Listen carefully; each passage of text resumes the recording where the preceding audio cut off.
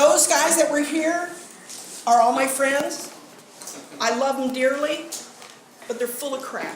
And I'll tell you why. I will tell you why. When they talk about, first of all, how many in this room would like to have extra money to spend to pay your finances? Okay? Okay? Well, that's what they're not talking to you about. They're saying to you, we have all these needs, and yes, we do have these needs. And so what we want you to do is tax yourselves, and then trust us that we'll spend it for that big laundry list that they have touted out. I was on council to 2014.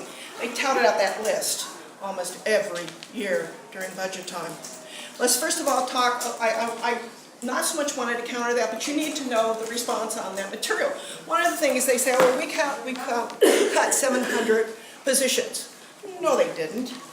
Not one person lost a job in the city of Long Beach. They didn't fund vacancies.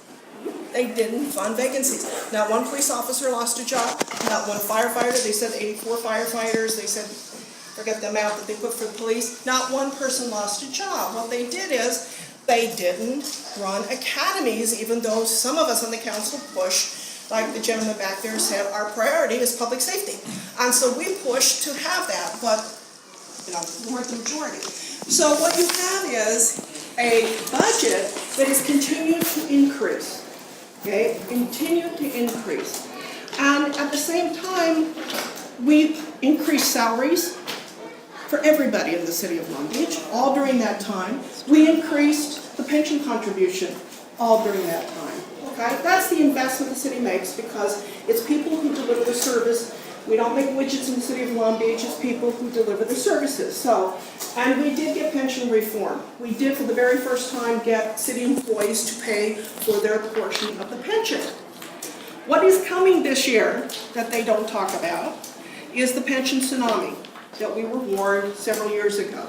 And I believe it's between a 25 and 35% increase in the cost of pensions for public safety people. Okay? That's got to be paid for by some way. It's got to be paid for by some way. And what the mayor and city council are proposing to everybody is that we'll pay it through the sales tax. He said, no, they just said infrastructure and public safety. You all were very astute. There is nothing, and this has been my objection. Do I think we should try to get additional revenue? Yeah, when they deserve it, and when they're honest, and when they're very specific. And none of this is happening with Measure A and B. First of all, Measure A, in its title that you may have gotten in your ballot stuff, says it's for infrastructure and public safety, okay? But when you read the ballot description, you will find it is a general tax. And the reason they did that, they paid a pollster. The pollster is an expert on getting sales tax increases throughout all kinds of cities. The words public safety and infrastructure resonate with people. It's like I teach at Cal State, I tell my students, put on your resume the words that are in the job description, and guess what? They're going to call you for an interview. And then you can convince them that you really have those things that you're putting in your resume. But the bottom line is they did that because everybody says, oh yeah, there's nothing wrong. Infrastructure, public safety, we need it. The difficulty is legally. There is nothing that binds the city council, and Mr. Modica was honest when you asked about the pension increases. There is nothing in this measure that binds them to have to pay, take that $48 million a year and pay for infrastructure and public safety. Nothing. Nothing. Well, wait a minute. It says in there we're going to have a citizen advisory committee. Well, the last time I checked state law, and I checked the city charter, only the city council may determine how money is spent in the city of Long Beach, okay? And by the way, I think it's kind of interesting, we have 9 council districts who are in extreme need of infrastructure and other things. You're going to have 5 people on that advisory committee. Somebody isn't going to have input. And there is nothing in that measure, again, that says, well, what if they all decide all the money goes through and has to go downtown, okay?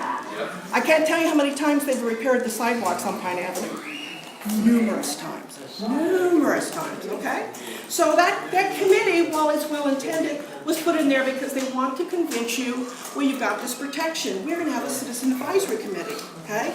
There is nothing in law that allows that committee to bind the city council. The other thing is that Measure B, rainy day fund. It is the weirdest, that was the other thing they pulled on. Rainy day funds are always really kind of fun things to pull on because there's no definition. What's a rainy day? When does it trigger? How does it happen? How is it that this 1% they want to take from the sales tax is going to pay for operations? It says in there. So in other words, if they have a shortfall in the city operations, they'll just pull it out. We have a major unfunded liability that we're facing in the city because of the pensions, and we have major debt. And cities carry debt. There's not one penny that is going to any of that, any of it. So we're continuing to use my favorite mayor's expression, kick the can down the road. And that's what we're doing with these two measures. It feels good because it says, look, we're going to bring in all this revenue.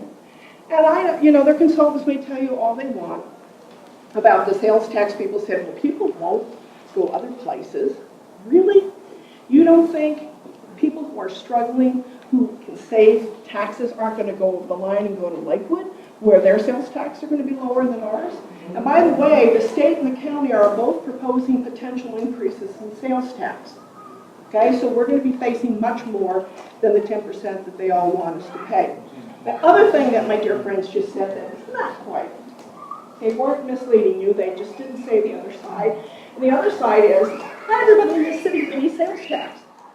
I can't tell you how many times the city council has voted to give back sales tax to a business, or cut a deal for the town center, which is where I live over on the east side, so that they didn't have to pay sales tax back to the city of Long Beach for many, many years. Okay? There's a lot of cutouts that happen. The other thing is, the majority of employers in this town are nonprofits, so they don't pay sales taxes, they don't pay property taxes, so we don't get that from them. Okay, so there's just a variety of things happening. So recap. Number one, I'm opposed to it because they weren't honest. If they really specifically wanted you to vote for a sales tax for infrastructure and public safety, it should have been a specific tax and not a general tax. Okay? And the reason it is a general tax is it takes a simple majority to pass it. If they had to specify what it was for, really, it would take 2/3 of the vote. And they don't want to risk that 2/3 of the people are going to go, no, we're not going to do that. So just by a simple majority, when the voters, if they vote for it and pass it, all they need is 50% plus one, then it's a blank check. It's a blank check. And there is no accountability in the measures because there's nothing other than elected officials who can vote for the budget.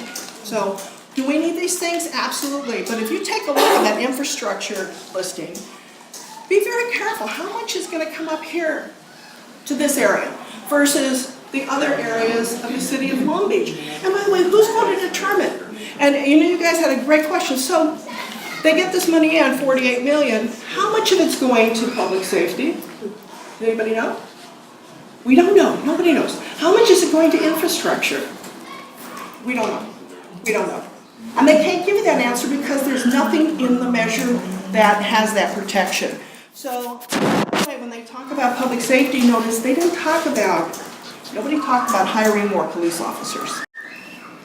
The South Division, the reason that they want to restore the South Division is because they merged it with the West Side, okay? But they didn't fire anybody. They didn't lay anybody off. They just want to reconstitute and make sure they have a South Division.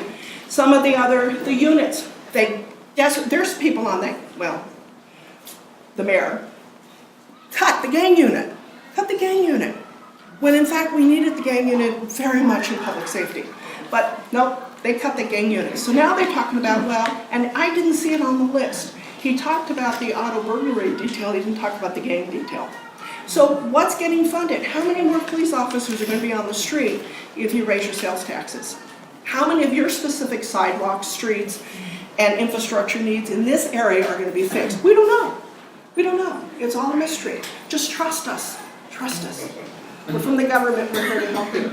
I'm not trying to be facetious about it, but it's annoying to me because the other side of this issue, there's no performance measures. Why is the city not coming to you and saying, listen, we need more money? if you vote for the sales tax, this is what we're going to do in turn. We're going to freeze salaries. We're going to stop travel. We're not going to hire expensive consultants because if we don't have inside talent, why are we paying these people? Okay? We're going to go through each department and we're going to have efficiencies for each and every department from top down. And then once we show you these efficiencies, then we're going to ask you, can you help us? We need this extra money. But they're not doing any of that. It's business as usual. The budget is going to increase. Salaries are going to increase. And the last thing Mr. Stout brought up about who's funding this. And I have many friends in public employment, and I've worked for years off and on as a labor attorney, so I don't say this with a bias. But folks, what is coming up is every single employee contract is coming up for renegotiation. Every single one of them. Police, fire, miscellaneous, okay? And management. Management doesn't have a contract, but they have a route too. Whatever they give to them, they take. They get the same increase. So that's what's coming down. We're getting a pension spike because of the fact, and when Tom said he was right, you know, for years the city didn't have to pay into CalPERS. Guess what the city did? It spent the money. It could have banked the money. It could have put that money away. It spent the money. I wasn't on city council, so I don't get blamed for that. So yeah, okay, they spent the money. So now what's happening is everyone is having to recoup to pay for the increases in CalPERS. There's an increase this year. There's an increase next year. We have an increase for a period of time that's coming. And I would suggest to you that that's where this is going to offset the general fund money to help pay for some of these increases. But they need to be transparent. They need to be honest. They need to say to the voters, this is where we are.